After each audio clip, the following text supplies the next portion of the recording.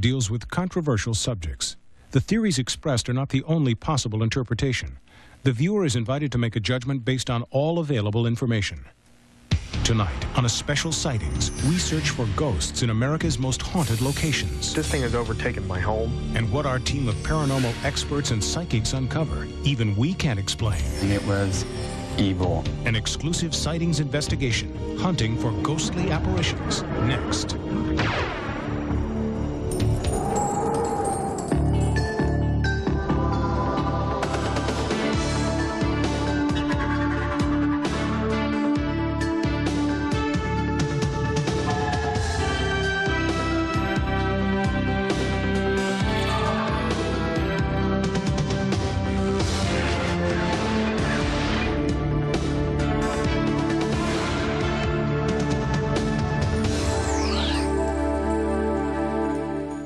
Welcome to Sightings. I'm Tim White. Tonight, a special edition of Sightings dedicated to ghosts. We'll help a viewer contend with a ghostly presence she believes is haunting her home, and we'll show you the anatomy of a scientific ghost investigation. But first, a trip to 100-year-old Manresa Castle in Port Townsend, Washington. It's a former Jesuit seminary where people try to make contact with what they believe are the tortured spirits of the dead. It's not unusual for Seattle-based photographer Steve Holderman to bring his cameras here to the Manresa Castle in historic Port Townsend, Washington. The castle is over 100 years old, but Steve doesn't come here for the architecture. We came to the castle today to try to capture ghosts. We wanted to see images on film that we can't explain. A paranormal agenda is quite common for the guests at the Manresa. People come from all over the country because they believe the third-floor castle turret is an energy vortex that allows spirits to travel between dimensions.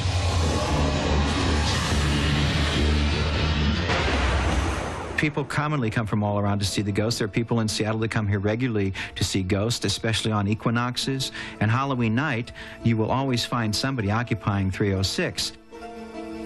The third floor of the Manresa Castle is supposedly haunted by several different ghosts.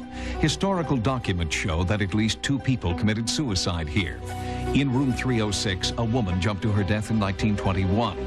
Room 302, the famous turret room, is popular with amateur ghost hunters who request the room months in advance, then record their experiences in this special book.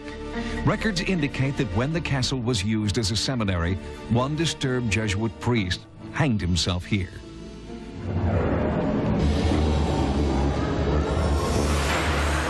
If suicide is somehow a bridge to the paranormal dimension, then that would explain the frightening apparitions with which hotel guests and employees report having come face to face. People are often introduced to the castle by newspaper accounts or from former guests. Rod Freeman and Sue Johnston come here regularly with their teenage sons and their friends. They all claim to communicate with spirits through their Ouija board.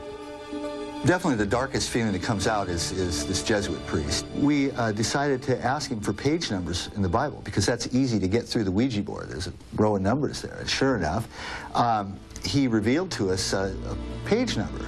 And it's something that went along with the idea that he was perhaps evil or perverted in his life, and this is what brought him to the point of suicide. And we found a passage here in Psalm 101. A perverse nature shall be absent from me. I will not entertain. Evil, I will silence him who secretly slanders his neighbor. I will not tolerate one who is conceited and arrogant. So perhaps he's trying to tell us something about himself. People want to be scared. People want to be scared. That's why we're here. That's why we come, to experience what others have written about in these diaries that are in the rooms. Sue and her friends have had eerie experiences here. You'll find their paranormal accounts in this hotel diary. I've seen Kate, and I'm pretty sure that she exists. You could make out a face in the shadow. You're frozen and just wait for morning to come so you can share your experiences. You don't dare get up. You're too afraid to get up. The forlorn ghost of Kate is by far the most common sighting reported at the castle. Although Kate lost her life in room 306, she's often reported lingering in the turret room. With so much haunting activity in such a concentrated area, Sightings arranged for psychic Rhonda Griffin to come here. Psychics claim to be able to tune in to a ghost's paranormal channel. Rhonda has a history of investigating hauntings and asked to be told nothing about the history of the castle. As a professional psychic, Rhonda allows us to see publicly how other guests have reported feeling privately. It's right in here. I can feel something right in here. It comes right up the back of my neck. Someone's crying. Someone's crying here. Someone's waiting here.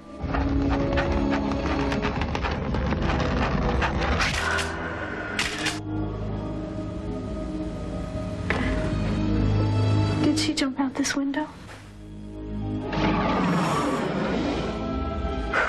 The picture I just saw, I saw somebody fall out of a window. And when I saw it, my heart just jumped.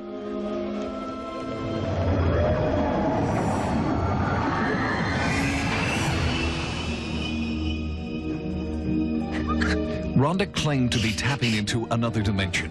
With great emotion, she was able to articulate the tremendous pain and suffering she felt reliving Kate's suicide. Rhonda was describing in great detail shocking events that other guests had only reported seeing briefly. The psychic energy Rhonda was experiencing led her down the hallway to the turret room. I'm feeling an energy vortex coming right down through the center of this. Now, a lot of times the way things are built, they'll help to amplify particular energies. Now, most places are built on what's called ley lines, okay? And it's a concentration of energy. Where these ley lines cross is where energy vortexes are created. Rhonda felt that the energy vortex was at its strongest in the castle's attic. Then she began to sense the period when the Manresa was a seminary. It feels like right about here, and I'm like walking through like a time warp, and it feels like I'm going back to another time that this place was very different. The structure was very different. It was used, it didn't have a family. I don't feel a family. Oh, I don't feel a family. The base thought to attract attention. I despise it in practice. I'm watching a man sitting on the floor. He's isolated. He's alone. He's holy. I see him. He's almost like he's seated, and he would come up here. God. God. Oh, God.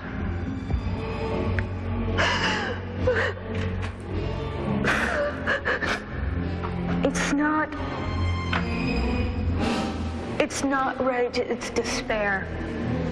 It's a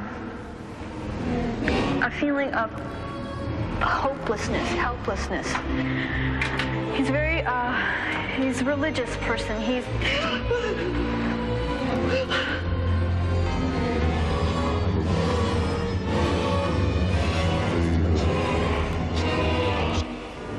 I see a body swinging. I see a body swinging from a rope. More messages came from the Jesuit priest through Rhonda. They were the very same page numbers for the Psalms that Sue Johnston reported finding on the Ouija board weeks before. 103. Bless the Lord, O my soul, and all that is within me, bless his holy name. Bless the Lord, O my soul, and forget not all his benefits. Who forgives all your iniquities, who heals all your diseases, who redeems your life from the grave, who crowns you with loving kindness and you watch someone do this, and you have to think in the back of your mind, well, this could be some kind of a put-on type of deal. But then she came up with a couple things tonight that were unexplainable. And how'd she come up with the page number in the Bible? I can't explain that. No one else can either. It just happened. After taking over 1,000 photographs at the castle, Steve processed the film in his Seattle studio. Using 5 different types of black and white and 3 kinds of high-speed color film, he discovered something he can't explain. This was taken on the same camera, the same film stock. This is just the first frame, this is the second frame. And as you can see right here, there's a weird little bit of density on the film, and I I've looked on it with a loupe and I can't tell what it is. And on this one, you can't see it. I just can't explain why this is like it is. Some experts claim that this optical phenomenon is typical of other ghost photographs. The castle seems to touch everyone who travels here with an open mind. Is there an energy vortex at work? Believers insist that a trip to Manresa Castle, especially during a full moon, is like taking a cruise to another dimension. Of the thousands of photographs he's taken, Steve Holderman believes the ones he took during our sightings investigation show the clearest evidence of haunting activity. No one's been able to explain the images in the photos using conventional means, since a camera malfunction or light leak or bad film have all been eliminated. The cause of the strange images in the photographs remains a bona fide mystery. Coming up, this thing has overtaken my home. A family is terrorized by a sinister entity. It was evil. Is this its ghostly image captured on film? The Sightings Hotline was instituted to offer our viewers a chance to bring their paranormal experiences directly to our investigative team. We receive hundreds of phone calls every week, and a large portion of those calls are about ghosts, poltergeists, and haunting phenomena. We screen every call, looking for those cases where we feel sightings might make a difference. It's a very unusual situation. What it was or whatever. Black ghost scared me really bad. More than beating across the sky. We have ghosts in our house. I've never experienced anything like this my entire life. When we first began offering our hotline service, we were astonished at the number of people who called to report haunting phenomena. James Brown of Harrisburg, Pennsylvania, shared his personal haunting experience with us. We've had a ghost who run up and down our steps while everybody stood there and watched it. Hi, I'm calling from northern Kentucky. We have a spirit in our house, and it's appeared to us as a little boy. One of my sons sees it almost nightly in the form of a clown. My son's terrified of this. Just outside of Cincinnati, in this northern Kentucky suburb, the Thomason family called Sightings about a presence they feel is tormenting their lives. On the surface, this young family appears to be coping well. But scratch this thin veneer, and a starker truth emerges. I can't do anything about it. This thing has overtaken my home. We've heard voices, laughing, things have been moved. It was evil. I mean, you could feel it. The nightmare began in 1991 when the Thomasons moved into this house. They claim strange phenomena hit them immediately. Doors that had been closed and locked started slamming. Objects came off the walls, and Kathy felt a mysterious presence watching her. I was in the bathroom, and he was looking in at me as I was taking a shower. I turned to look, and he disappeared. Things got much worse for the family when 3-year-old Mikey started describing apparitions in his bedroom at night. An apparition that took the form of a clown. So he's just totally, deathly afraid to be in his room by himself. He will sit there and cry and scream that he's scared. And he would say, the clown is in my room. Why is it that the image of a clown is tormenting this family? The Thomasons believe it may be the spirit of a boy who followed them home after a weekend trip to what had been a country club. We had come here to see what was going on because we had heard the rumors of devil worship. It's since burned down. It was arson, but we think this is where we picked up the spirit of the little boy. Many parapsychologists theorize that spirits can attach themselves to living people for security. But why then would the little boy be tormenting the family? It just seems like it wants us apart. And it wants me out of the picture. I feel that very strongly. They need something done because it's going to end up tearing up their family. In desperation, Kathy called the Sightings Hotline. We responded by asking Dr. William Roll to survey the home using scientific instrumentation. 1.0. I brought in a magnetometer that measures magnetic fields, and we have found that psychic experiences seem to occur in regions where there are strong magnetic fields. Unusually high levels of electromagnetism were found in the hallway between the two boys' rooms. So we have a high magnetic field in this area. Then he interviewed each family member. He was particularly sensitive to the fears expressed by Mikey. You like the clown or you don't like him? I don't like him. Show me where you saw the clown. Now, just point to it. That. Okay, all right. The results of Dr. Roll's investigation failed to prove conclusively that a ghost exists in the home. He did, however, have a recommendation based on his findings. They need to get rid of the strong magnetic fields in the bedrooms of the two boys. The main electrical wires coming into the home are located directly adjacent to the boys' rooms. There may be a connection between this electric source and the experiences of Jimmy and Mikey. Psychic Irene Hughes was also part of our sightings investigation. She carefully examined each room and tried to telepathically communicate with any spirits in the home. Irene then worked with Mikey, guiding him through a series of specially designed exercises. Her goal was to help him cope with his fears. Clown leave. Clown leave. Okay, we're going to tell you bye-bye. Bye-bye. That night, for the first time in more than a year, nothing unusual happened in the Thomason home. Apparently what she did took care of the problem. There were no unusual sounds, no bouncing around, no footsteps. There was nothing. After Irene Hughes left the house, our investigative team took more videotape and photographs at the site. Later, when the still camera film was developed, something strange appeared. This photograph shows an unusual and unexplained formation on the right side of the frame. Ghost experts we showed it to said this image is consistent with other alleged ghost photographs. As soon as we discovered this new photographic evidence, we alerted the family. Although they feel the ghost is now out of their lives, they promised to keep us informed if the haunting phenomenon returns. Coming up, a Sightings exclusive.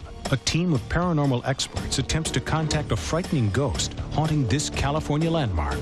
Next. In previous ghost investigations, we've often called in the experts at the Office of Scientific Investigation and Research. But in this case, they contacted us with an important new investigation. In Ventura, California, there have been unsettling reports of spirits haunting what was a turn-of-the-century hospital. And now the haunting activity appears to be spreading to the surrounding neighborhood. The haunting began at a city landmark.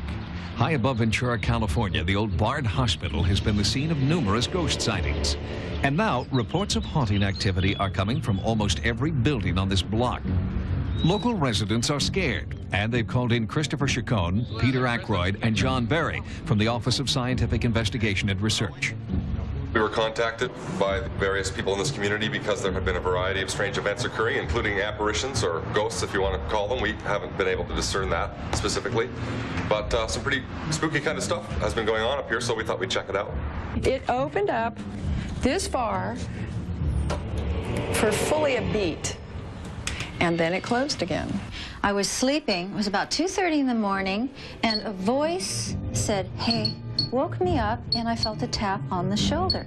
He had a very cold, strange look in his face, almost very empty. For the last several years, residents claim that an entity or entities have made their presence felt to those who live and work around the hospital, now converted to offices. Tina, a former office worker, claims to have encountered several spirits. Her identity is hidden because Tina fears reprisals from the spirits. I felt a cold hand touch my shoulder, and I looked in the direction, and standing there was this old man with white, gray hair, and I just remember his face was very defined. This startled me so bad I just stormed down the stairs and headed out the door, and the door slammed shut. And I looked, and the guy was there again. Some believe this old man, who has been spotted on several different occasions, is actually the spirit of Cephas Bard, founder of the original hospital. It's assumed it's Dr. Bard. I'm told that there's another presence, which is a young girl. She was apparently run over by a milk wagon or something, and she died in this hospital as well. But there are other theories about the paranormal activity plaguing this neighborhood. I have found that ghosts seem to be active in areas where you have different cultures in conflict. And here we have the Indian people, the Spaniards, Mexicans, Chinese, Yankees, all sorts of different people. And when you have these groups, sometimes in bloody confrontation, it leaves things behind. The structures in this Ventura neighborhood were built on the site of an ancient Chumash Indian burial ground. Could this be the source of the haunting? You were walking through the parking lot and you looked over to one side and there was a group of Native Americans standing there, paint, no clothes, but with some sort of paint on? Right, and I remember beads, and there were men and there was children, women. I got in my car, started to drive away, and as I backed up, I looked in the window, and all of a sudden, just like that, no one was there. Later that night, I participated in an overnight surveillance at the old hospital. The equipment that you're using is pretty high-tech stuff. This is the what now? These are Generation 3 night vision goggles, and these are able to give us complete visual capability in total darkness. So in complete darkness, I could still see something. It's really pretty amazing. You can see everything, and it's all washed in green light, but you can see quite a bit of detail. Would I see everything I could normally see in daylight here? That and more, I'd say. You can see more? In the infrared mode, it picks up aspects of the luminous environment that we can't perceive with the normal naked eye. Peter Aykroyd and the other members of the OSIR research team have conducted over 600 paranormal investigations, and in each case they must find unique solutions to the problems associated with finding ghosts. This particular investigation is just beginning, and it will be many more months before the team can draw any conclusions about the source of the paranormal activity in this neighborhood. They are hopeful, however, that this will be the case where they can not only pick up the presence of spirits through their equipment, but also communicate with the entities reported here. As you've seen tonight, viewer participation is essential to our sightings investigations. If you've experienced what you believe to be a ghost or any other type of paranormal activity, our sightings investigative team wants to know about it. If you've had a paranormal experience, call the Sightings hotline at 1-900-740-SIGHT. Each call 75 cents a minute, average call lasts 2 minutes, and you must be 18 years or older. Join us next time for new investigations into the unexplained. For Sightings, I'm Tim White. Tomorrow, officers risk their lives to free a hostage from a gang of drug dealers. Witness incredible police rescues on a special edition of Code 3 right after Cops. Now stay tuned for more Sightings next.